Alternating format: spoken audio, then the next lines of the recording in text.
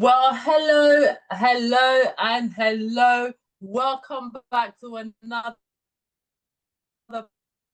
powerful session of the Limitless Leaders Lounge.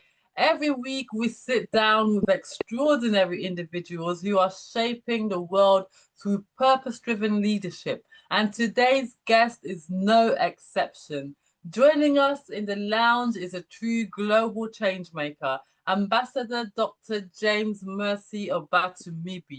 He is the president of World Humanitarian Organization for Peace and Equity. It's a bit of a long name, so we'll call it WOPE for short. Dr. Obatunmibi leads with compassion, conviction, and a deep commitment to the values that unite us as a global family. Under his leadership, WOPE works tirelessly with national and international peace, humanitarian, and human rights organizations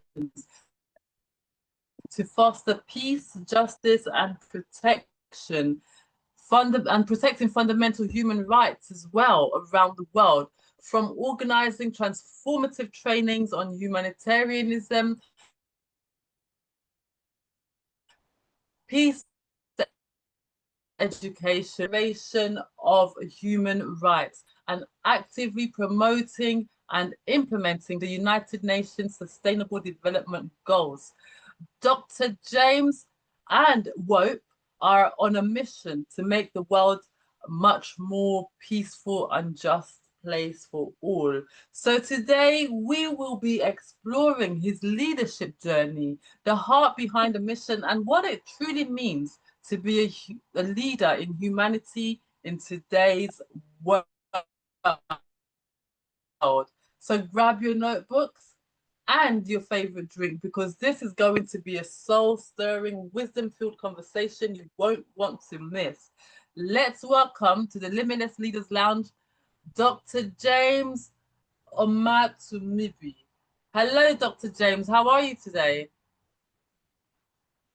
I'm fine. Good morning, everyone. Good morning, good afternoon, and good evening, wherever you are joining us from. It's a great day already. I'm Chaplain Dr. James Mercy Obatunmibi, as I've rightly been introduced. Thank you, and I'm happy to be here. Wonderful, and we are happy to have you too. Dr. James, as the president of WOPE, how do you define the difference between equality and equity, particularly in the context of humanitarian and peace-building efforts?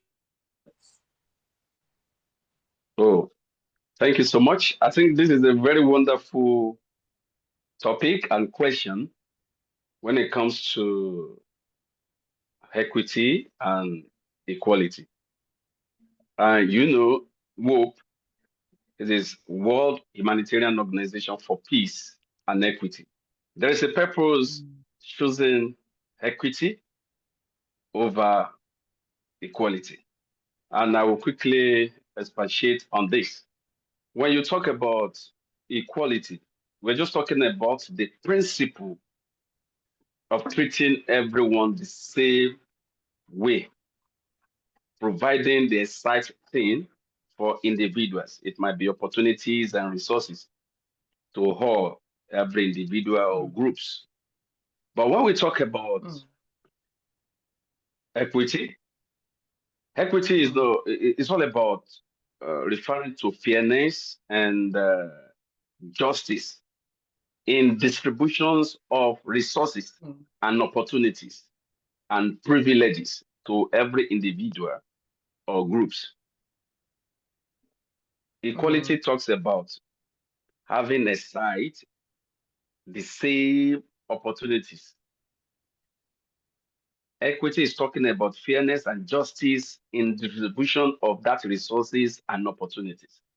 So meaning that. So shall I just share what you showed me earlier, just as an illustration for people to understand, if we have a visual representation of what you're saying, then people will be able to understand what you are saying right now, the difference between equity and equality. Bear with me, ladies and gentlemen. I think I'll send that to you. Yes, it is here. You should be able to see it Yes. now. So yes, so this is what Dr. James is referring to. Can you see my screen? Yes, I can see it now clearly. Thank Yes. you. I think this will really help us to differentiate or to give the right definition to what equality and equity is all about. And from what we are seeing on the screen now, the equality, you can see the boxes that, or the stool, whatever you want to call it. The first picture to the left, they all have equal opportunities to that boxes. They all have each, that is, they have the same. But is this really serving the purpose of which those boxes or stool were being given to them? What is the purpose? The Mm, purpose is for them to be able to view, to achieve their mm, goal in watching those uh, people in the field playing games. mm. That is the purpose of giving them those boxes. Now, is that dream or goal achieved for everyone? It's No. not. As you can see, when it comes to equality, the goal is not achieved. But for the goals to be achieved, for the aims and objectives to be reached, accomplished, fulfilled, Mm, whatever English you want to use, mm, equity have to be put in place. Fairness, justice, because we are not born equal. mm, You have the first man very tall, the other middleman in the average, and we have the shortest man there. But they both have equal access, opportunity mm, to each to a box each. But yet, the goal or the aims and objective of giving those boxes are not reached because equity is not put in place. So now, mm, when we put equity in place, we will consider fairness and justice in distribution of those boxes, which is the resources, so that they can both have the privilege, opportunity to achieve the goal we want them to achieve. mm, mm, In this picture, the tall man, or the tallest man, do not need any box to see to view the stadium because he's tall enough mm, to see over the barricades. The the middleman, the taller one, just need a support of a box for him to mm, view it. And once he have it, he was able to see. But the tallest man mm. is even more tall, than what to view because he can view it already. Now, So he doesn't get a box. he doesn't, yes, he doesn't even need a box. So when it comes to equity, equity reveals this or that. The tallest man Mm. do not even need a box because from the So, equity or equality picture, we thought they all need it. But now it is obvious that they do not all need it. Who need it most is the shortest man. And then when he was able to get to that will help him reach the goal, he was able to see clearly as others too. So, mm, in a nutshell, equity is all about fairness and justice in distributions of resources, opportunities, and privileges to make sure we achieve our goals and objectives. wow, that is profound. Thank you for sharing that. It is very insightful indeed. And I'd like to see how that plays out. I mean, that diagram is fantastic representation of what you're talking about. I'd like Mm. to see that how that plays out in communities. For example, some people are more underprivileged than others.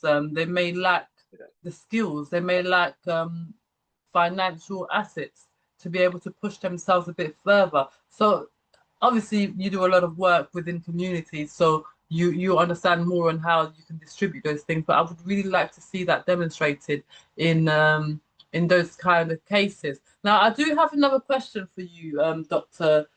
James. In your Okay. global work promoting human rights, have you found that prioritizing equity leads to more sustainable peace than focusing solely on equality? Why or why not? I suppose this ties back to what you were just saying now as well, and with the illustration Yes, that you thank you. see. Yeah, so without Thank further you. ado. Yes, I still have to go back to what we have talked earlier and the Oh, picture we have shown, okay. that this is what every community Mm, needs to promote peace. I will quickly ask a question mm, too. The shortest man, if he was unable to have yeah. that toolbox to be able to see, do you think there will be peace?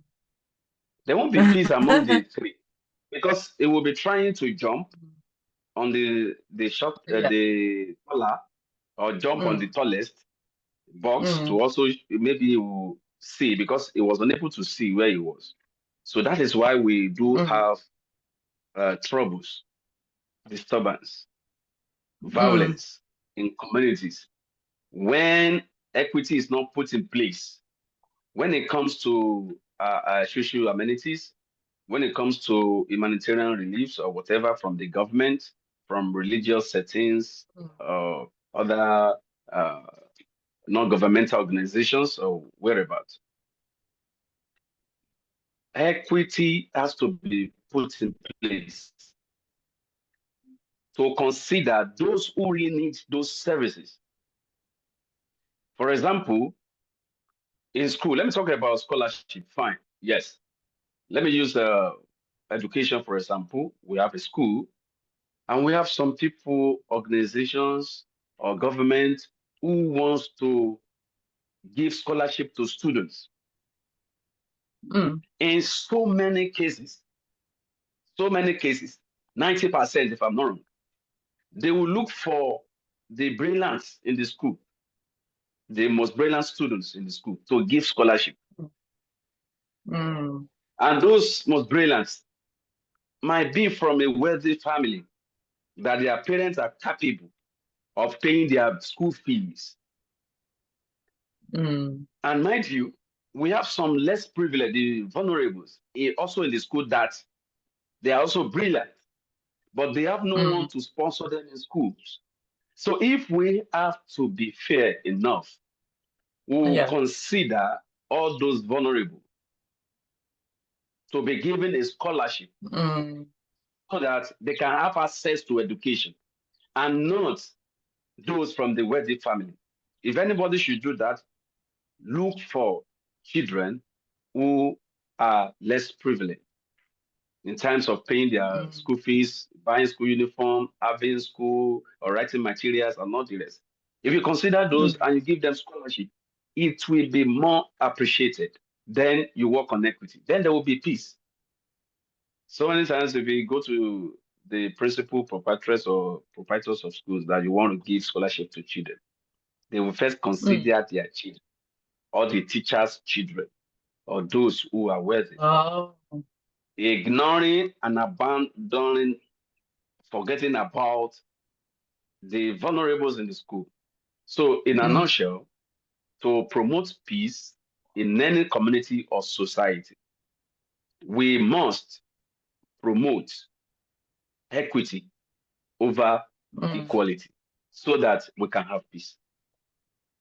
Now, Dr. James, you did show me another diagram where you added other elements to this. You added Yes, reality reality. and you added Yes, liberation. So I'm going to share what that looks like for the viewers as well, because I thought that was rather yes, interesting in itself. So maybe you can help us elaborate a little further on that too.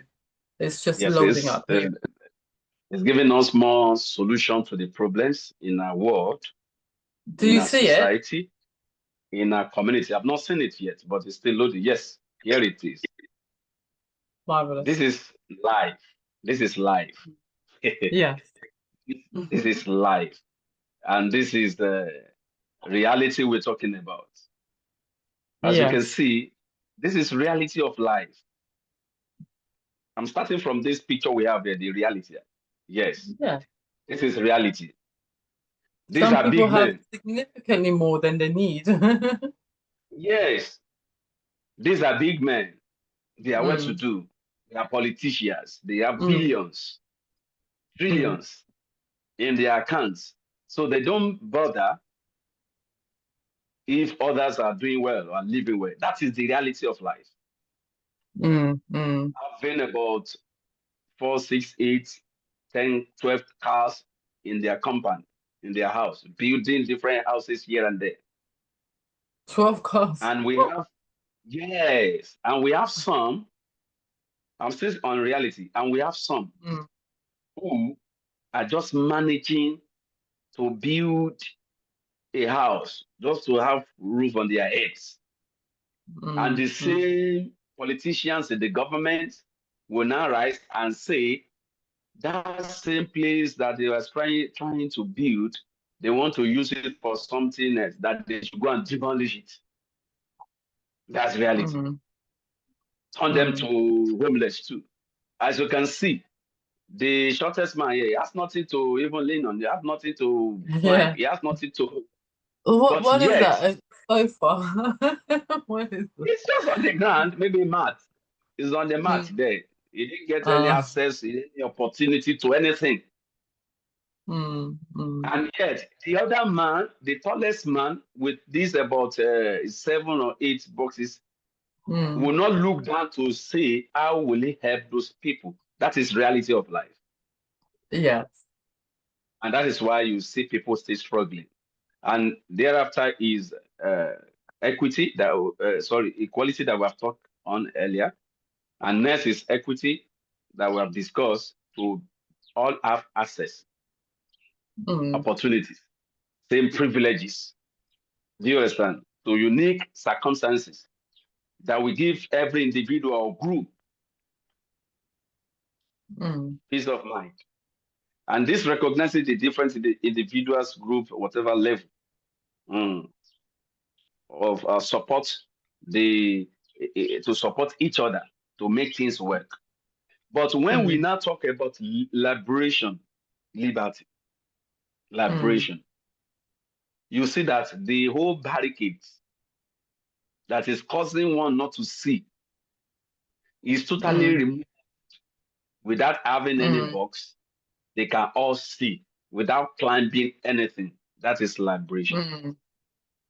Mm. That is Mm. liberation. So And that is why, remove the yes, mountain, remove that glass ceiling yes, so it doesn't have to be broken. yes.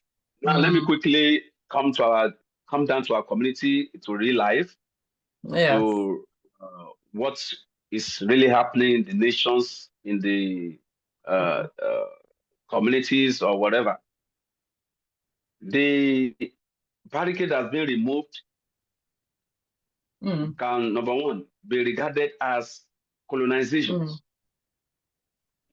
If Okay. a nation is being colonized, they don't have any liberation on their own to do anything or to think or to have anything doing on their own. But if the colonization is being removed, they'll have their independence, and that is Mm. a number Mm. one categorization of the liberation. Then, when it comes to nation, whatever Mm. it is that has become a barricade for a Mm. common man to have access to social amenities, to have access to things that will benefit them, has to be totally Mm. removed. When it comes Mm. to government policies that brings Mm. much problem to humanity in achieving some certain things, has to be removed so that they can Mm. have access to Mm. it. For example, in a nation, uh, they announce free education, which is very good. Everybody was Okay. happy. But when they got to school to apply for the school, they now begin to see the requirements. So if you want to apply for school, go and bring your tax clearance, go and bring this, go and bring that. The vulnerables that are not working, how would they pay tax? Yeah, It's still the barricades. It's still a barricade. Somebody that they don't have anything doing, they are vulnerable. They didn't even know where to go. They've been working about begging to eat. You are demanding tax clearance for them before their children enter school. There's still a barricade. If all those things have been removed for the vulnerable, then they were able to bring their children to school. That is liberation. So we need to help in such a way that we will take every hindrance, every obstacle, every barricades from them so that they can have full access to enjoy what the government is giving to them. I'm talking as a humanitarian and one who have been in it for so many years. So there are challenges we have been, seeing when we go to communities to help. You will see that even all those things, they do not have access to it because there's in one way or the other, there are still barricades. That's what the poster is telling us, that liberation is the best, so that everyone could easily have access to that thing they have been praying to have, so it can benefit everyone. Everyone will be a blessing to the community. So nobody will be sleeping under the bridge. Well, nobody. If government built houses and it gave the citizen opportunity to have houses to buy at low cost and things like that, they will, instead of going to them demolition where they've strive or struggle to build. So there are ways that things could be done to help the masses, or to help the general public, or to help humanity as a whole. So thank you. I don't know if I've answered your question. Oh, absolutely, you have. That's been fantastic, Dr. James. Obviously, this is your area, your field of work, so you know it inside out. And thank you for showing us what it looks like as well. Even with the schools in Nigeria for children, they have to show their parents' tax bracket before they're able to get into school. That's very shocking to hear, actually. But what I want to ask you now is, because many people struggle to understand why equity is necessary, and if we already aim for equal treatment, what real world examples have you encountered where equity created a meaningful change? And I suppose you did touch on that as well. You gave us an example of removing certain barriers that are put into place to, well, which really stops other people from having opportunities that they could have in the real sense, in the real world, especially within education. But what other areas, because I know you work in quite a few areas, it's not just in schools alone, you work in various areas. So what other real world examples have you encountered where equity created something meaningful? Or I suppose liberation in this sense now, because you've now added an extra touch to it. You've added liberation to it too. Thank you. Thank you.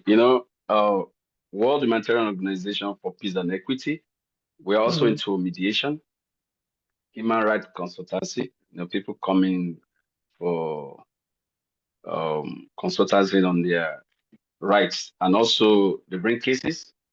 We engage in conflict resolutions and things like that. So we have so many cases we have dealt with, that we have encountered, that we have solved, managed. So it's help us to understand that there's nothing, or it is, let me put it this way, it is not enough to say we have equal rights, we have equal rights. Truly, there might be equal rights, there might be equality, fine. But there have been some ways that we should understand that equity is what we should consider first. Okay. I will give an example of a couple. Yes. The wife believing that it is the solely responsibility of the husband to take care of the children because it's the husband. And is this right to train the children in education, pay for the house rent, feeding, and not the rest? And this man is trying his best to do what he could do with the little expenses or salary he's receiving. Now, the lady is not satisfied with that. So he came to report. He went to the court to report to the boss of the young man that he has been collecting money. We don't know what he's doing with the money. This, that. He has not been taking care of the house. The boss asks the young woman, oh, that's fine. So do you mean that he has not been bringing money or he has not been feeding you? Do you know if he has any other business? Say, no, this is because they pay him this, they pay him that. It's okay. I will help you.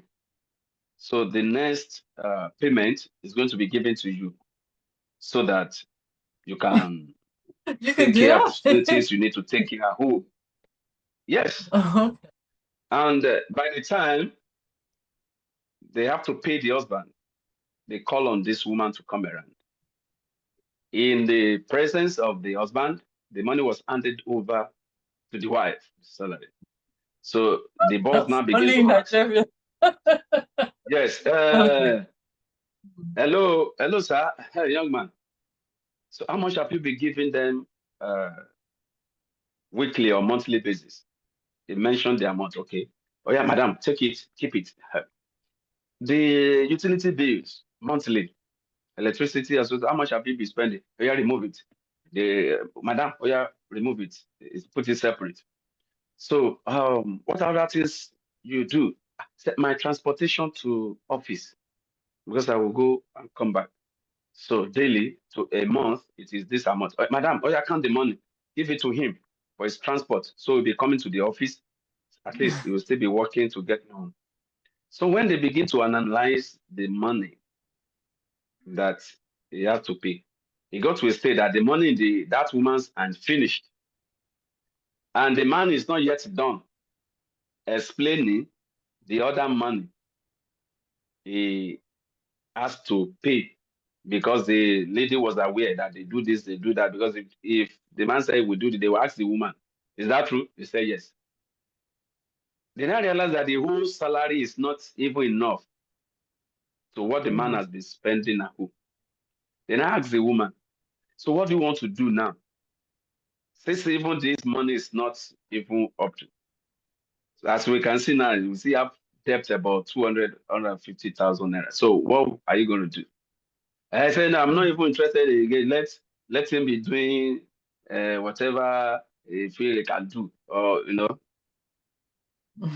feeling so disturbed and ashamed in one way or the other. I'm coming back to equity. When you realize that things are not going well, things needs to be looked into. Consider equity. If your husband needs support on some certain things, you don't need to be told as a wife to support your husband. You will not say the house is should be the one to take care of the home. Take care. That's for women like that. And it's bringing problem to the community. This has turned so many women today to be single mothers because they thought their husband are not doing well. So they leave the house. Maybe they have some other men giving them money. And at the end of the day, when they realize that the sky is not that really blue out there, they will be coming to human rights so that they can force the husband to collect money, to collect this or that from them. There are so many cases we have attended to. So, according to your question, part of what we have been experiencing is that many are not being considerate. They are not here to consider others in their situation or predicament. That's why I even use husband and wife now, staying together in the same house. and the wife is finding it difficult to support the husband. Charity begins at home. So how will you then go to the community out there to say you want to support community or individuals in the community when you are not able to do it right at home? So we should be able to consider ourselves. Let's put equity, not you say you have the same rights, claiming you have the same rights. No. If we have to support ourselves, let's support.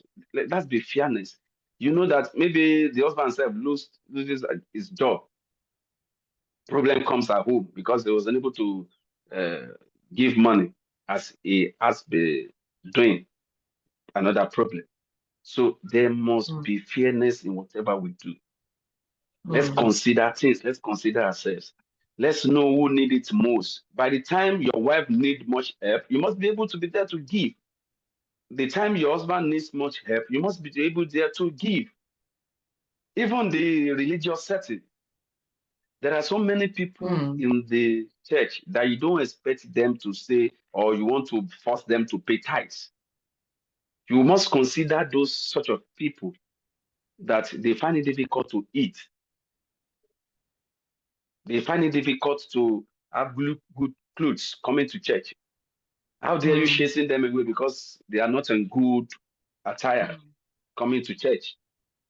So all these things brings problem. It's part of what we have been experiencing. The duty is that if you see a church member that is not being dressed, look into your problem and see how the church could help to clothing that person to become better person in the church and not to chase them away because they are not well dressed or to say they should go to the back. I don't know if you understand. They do that. This is our experience, that what we have been experiencing. So all this is what all in all walks of life, in all sectors. Let's put fairness in place. Fingers are not equal, so we should not treat believing that we are equal. So fairness should be in place. That is, I'm just talking about equity. Wow. So Dr. James, this is thank you. No, that it's been very very thought-provoking, especially some of the examples that you've shown. Now, how does WOPE address systemic imbalances within the office? So such as balances like poverty, education gaps, which you've mentioned, and even gender-based violence. How does then just offering equal resources to all? Thank you. You know, all these are interwoven, and we are getting there. We are getting there. We are getting there gradually. It's almost like you knew what the questions would be because you're touching on some points that my questions. Yeah, it's just about life. Yeah. Okay. That so is yeah, how it should be because this is all about life. Yes. Yes. Concerning poverty, you talk about, as I've also mentioned earlier, you know, there are some people they have enough to hear at home. They have enough to eat. That's why we set up a project called Trash to Treasure. In WOPE, we have a program, Trash to Treasure. So what do I mean by this?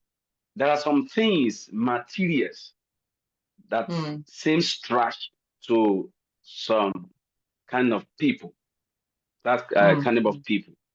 It might be a refrigerator, it might be a television, it might be a bed, it might be a generator, it might be even be a car, whatsoever. Because they don't need it again. Yeah. They've seen it absolutely, they have to trash it out.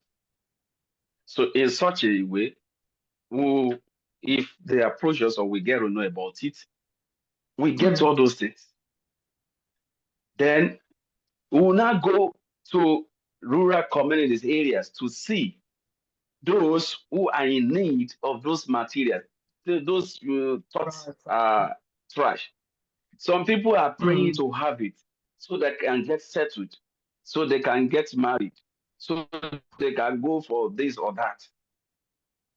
So we are trying to work on that to overcome one of those things you have just mentioned, poverty. They don't have money to buy all those things. So when we get from the rich, Yeah. we come to the vulnerable and give to them to also support them, so that some of those things that those people think is trash, because there are other better ones that is coming out now.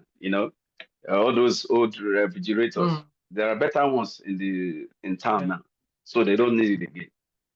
If those other people saw it, the vulnerable, you will see them rolling on the floor, jumping, praising God that it was given to them. So to them, it's a treasure. They treasure it. So that One man's project trash is another man's treasure. yes, that project is to be the bridge from the rich to the vulnerable, so that they can help one another. It might be clothing, it might be shoes. So we have been engaging in this just to support the community. And not just that, some people in health-wise now do not have money going to the hospitals. Okay. Yes. So, and there are government projects to help them. Like in Lagos State, there's a government project to help them when you can just pay a minimal fee to the government to subscribe. And for the family of 4 or 5, throughout the whole year, you can be going to any hospital that it is that have registered with the government or that you are being attached to be taking free treatment. But some of the vulnerable do not know about it. Oh. So we took this upon ourselves to visit the government and also to take the news to the vulnerable. And we have some who might not, they are not be able to, at least to still even meet up with the registration fee and all the rest. So we're able to come on, help them on that, to open their understanding to what government is doing. And that's why we complement the effort of the government. So for the community to know what is really going on and the opportunity they are even having. So some of them do not have phone, they do not have television to even watch what the government is talking about. So we'll go to these communities with our megaphones, start shouting, telling them the benefits they could have. It's also a way we are, working to make sure that they also have the opportunity and privileges. Did you understand that? Now, when it comes to education as well, we have really been working to get to the parents. We have some parents that, because of what government is demanding from them, they could not take their children to government school, and they still want to go to any private schools with which amount of money. So we have been supporting many of them in paying their school fees. We have quite numbers of students on scholarship just to help them in the education sector, which we have been doing, apart from also going to them in their various assemblies, school assemblies, addressing them on how to promote peace, shun vandalism, hooliganism, hatred, bullying, and all the rest. And we have been seeing some positive impacts on that as well. But when it comes to this equality and equity, we have been addressing teachers that if there are opportunities coming to school, some organization might bring books to school to be shared for children, the learners. They shouldn't just share, because we have some students, their bags are full already for books. Those ones do not need such books because they had enough. They should look into the other children that do not even have school bag, let alone having books. Right. So resource the school share. uniform are tattered, they no school standard, nothing. So they should consider them first For example, let's say there are 20 children in school, for example, and 80 books were brought to be shared. If they want to share that, they might say four for each student. And we have about 10 that they have their books already full. You don't need to give those people. If others have been given 4, then the other 4 that is meant for all those ones, we can give them 2 and still support this one so they can also meet up.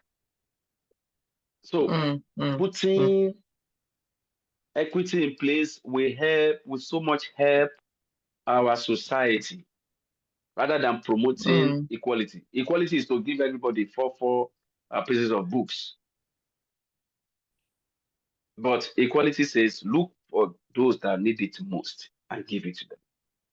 I have many books now. You now give me books. I don't need it. So all those things, if we could understand that in our various sectors, it will help us to understand how to go about it and how to help every individual in our sector, in our offices, in our workplace, in our organizations or institutions. This will help us to build the nation together. It will help us to build the community together. It will help us to really support ourselves. And by so doing, we'll have peace in our communities. Thank you. Okay. Wow. Well, Dr. James, I know you because you do a bit of work with the United Nations as well. And can you just tell us a bit more about the implementation of the United Nations Sustainable Development Goals that you do with work? Oh, okay. When you talk about SDGs, Sustainable Development Goals, we have 17 of them, from 1 to 17. So there are more, which each organizations will look into 1 or 2 or most 3 they can work on or have it as their aims and objectives. Okay. And because there are different sectors, thematic areas, you understand? So it's all about zero poverty, no poverty, zero hunger. It talk about well-being and health. We have education, we have gender, we have life in water, below water. We have this. We have inequality. We have peace. We have like that. So now, hope is really based on goal system, which is to promote peace, justice. Peace, justice. Now, if we have to do anything in work, the aim is to promote humanitarianism and peace. Peace that has to go with equity. The full name is World Humanitarian Organization for Peace and Equity. So whatever we have to do as humanitarians has to go with peace. And that's why we're also promoting equity, so we can have peace. Work deals with goal system. And our aims and objective, number 1, is to educate, enlighten the general public on peace. In times, it might be education, it might be this sector, it might be that sector. It is our duty to enlighten the general public. And this is part of what I'm doing now. When it comes to enlightenment on the difference between equity and equality, so that we can have peace in our communities. And I've told you, we also engage in mediation. It's also a way of promoting peace. Because if there's conflict, how do you want to go? If there's conflict, there's a problem. So, but we also engage in conflict resolution. We manage conflicts. These are ways we have been going about it. That's the system of the STD to promote peace in our community. We also look into climate change, earthwise, that we support the government, like the one I've mentioned earlier, to go to community 2, people on how to work on their health, All this, if there's no Mm. peace in your head, that will be peaceful. Hey. So anything that will promote Yeah. peace, we are here for it. Mm. And that's how we Wow. have been going about it. Apart from going to school as well to educate the students on their various assemblies. And this year marks our 7th year. And by grace of God, in the next week's, yes, on the 27th of September, Mm. we're going to have Mm. the 7th year anniversary of WOP, World Humanitarian Organization for Peace and Equity. Wow. Our motto is Happy togetherness in birthday. humanitarianism. Yes, happy birthday. We are 7 years already. So thank you. And marking it, we are also looking into giving prestigious awards to those who have been in humanitarian sector, doing their best to promote peace, equity, and humanitarianism as well in their various uh, walks of life. It might be religion, it might be government, it might be Mm. politics, it might be sport, it might be music, it might be in others business or whatever. So we have quite numbers of people we have nominated across the globe. Oh, So thank can you people for still having us nominate here. other people? No, you're welcome. Can other people still nominate people, or can Yes, people there can be with the people that nomination you? for some other time, but this Oh, has been rounded up already because the program is oh, just few okay. days to come now. But the nomination Uh, continues for other subsequent programs we'll be having. well, it'll be great if we can at least broadcast where people can watch it live. So at the Yes, bottom we're of going to this, do that.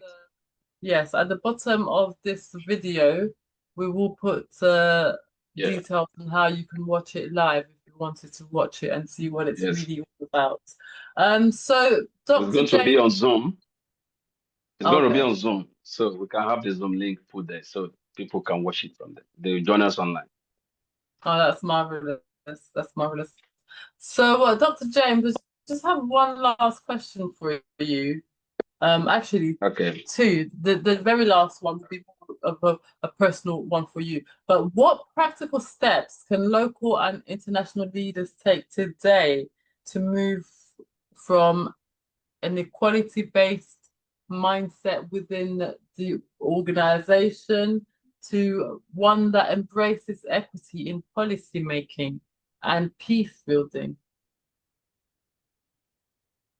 Thank you. If anybody should listen to this video, such Mm, person should start from the beginning to this last stage for them to understand what we have been talking mm, about. Because we have been talking about stages on how this could be implemented or done or mm, worked on. So to help everyone in any walks of mm, life, that's what I've said earlier, mm, to promote equity and make do with it so that we mm, can have peace. The very first step is to look around. There's something we call community needs assessment. Let's okay. assess the community. What is their need? Then who are those that need it? So we're able Mm, to mm, identify the needs in that community and the type of mm, people, the kind of people that needs it. So it will able to work on that targeted area, mm, targeted mm, audience. If that program is for the youth, you know, mm, you won't then go and bring those who do not need the service. If the mm, services are for children, you focus on that. It won't be for some other sets of people. So if we are able to engage on this, henceforth, mm, to consider people who really need those services. mm, For mm. example, if somebody wants to do any uh, um, eye clinic for people, Okay. Mm, and people with stomach pain coming, They have nothing doing in such program because the program is eye clinic. Right. So you can be given glasses or whatsoever. It is Mm. people with eye problem that's needed. Mm. Mm. If anybody come in with running stomach, you direct the person to the hospital. Go and treat yourself. This program is to look for those who are having eye challenges and to be given glasses. So it will be clear. So now, if we have anyone who wants to have any program, do your needs assessment to know who are those that really need this service. Then you're able to work on the areas of the people who really needs it. Even if it is on scholarship, I have said earlier, look for people who really need scholarship, not people who do not need it. Some people have been doing this for service gain anyway. So they were able to give them on scholarship. So when the person graduates, they were able to employ them in their company. You understand? Okay. So they don't want to know if Yes. those people come from wealthy area or not. But if you really want to be a humanitarian, look for those people who really need it. Those people who cannot afford the school fees. If you give them scholarship, they will appreciate it more than people who have the money and you are giving them scholarship. Your scholarship is useless because they have the money to send their children to school. So whatever we want to do, let's do needs assessment. And this is my message to everyone. Whatever you want to do needs assessment to really know those who really need those service. So you consider those such first, those vulnerable first, so that there can be peace. Because if you give it out and they do not have it, you have not done anything. And not that they will come up and you start sharing things to the family and friends. And the people who really need it, it doesn't get to them. So what's the essence of having such program then? So this should be also looked into. So that's my candid advice to everyone to do need assessment and to really give to those who really need this service and not to with any discrimination, bias, or working on equality that will not really serve us. Thank you, the moderator. Thank you. Thank you. Now my final question is only a very brief Okay. one. What legacy would you like to leave behind when you're 150 years old and you're tired of life and you want to go? What legacy do you want to be known for? As this is what Dr. James has done. Okay. I think the legacy is on already. And if anyone is closer to me or heard about me, they should know that Chaplain James is a man of peace. And that is why all we do is to promote peace. So that is the legacy, peace. And it is not theoretical. It is practical. It is not theoretical. It is practical. Whatever name anyone might want to give to me, either humanitarian, Chaplain James, Ambassador James, Dr. James, Officer James, whatever. The peace should not be missing that. Yes, he's a man of peace. So that is the legacy. I won't say more than that. And the work is on already. That's why we're doing all we could to make sure we promote peace in our society. Thank you. And it really does shine through in the way that you communicate with people and the way that you handle people as well. So I can see, yes, the legacy has already started. It's been on. Yes. Thank you for being so. Thank you for all your insights. Ladies and gentlemen, what a deeply enriching and eye-opening conversation we've had today. A heartfelt thank you to Ambassador Dr. James Mercy Obatunmibi for sharing your powerful insights on equity versus equality and touching on liberation as well, and for giving us a deeper understanding of the true meaning of what leadership in humanitarian space is. From advocating for the Universal Declaration of Human Rights to promoting peace and implementing the UN Sustainable Development Goals, Dr. Obatunmibi, you have reminded us that leadership isn't just about speaking it. It's about acting, advocating, and elevating those who have been overlooked and underserved. Today's discussion has really challenged us to level equality and begin to really think about compassion, think about wisdom and justice, and to lead with a heart that sees people, not just policies. And what you've done today, Dr. James, has been incredible. So I just want to also say a massive, massive thank you for our viewers for tuning in, for staying right to the very end as well. I hope you're leaving this episode filled and stirred, strengthened, and ready to champion equity wherever you are. Remember this is just the beginning. Join us again next week for another inspiring episode with a new voice, a new story, and more limitless. Keep pushing for peace, and always remember, equity makes room at the table for everyone. I am your host, Dr. Leticia Moshwe, and this has been the Limitless Leaders Lounge. Stay bold, stay kind, and stay limitless. See you all next week. Thank you, guys.